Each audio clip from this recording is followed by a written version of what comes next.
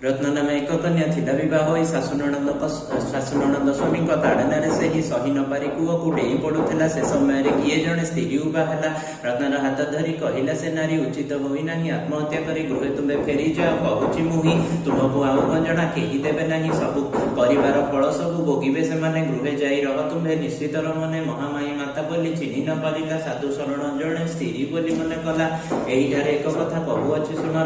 रतनर पूर्व कथा कहूछि मोखण पितामत गढ़ हे रत्न थिले जेतेबेले महामाई व्रत करी शनिवार तेणु महामाई ताकू विपद काल स्त्री बेसे उबा होई जाई ता पासरे गृह को फेरी रत्न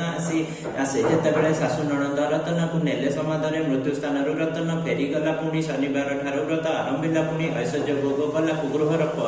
ऐश्वर्य भोग कला गृहर जंजाल परम आनंद से बिताइला काल आउ जड़े शूद्रजन यही व्रत करी महाज्ञान मंत से होइले किपरि कहिबी एठारे शुण मन कर्ण देई से शूद्रंक नाम सोमनाथ से हटाई।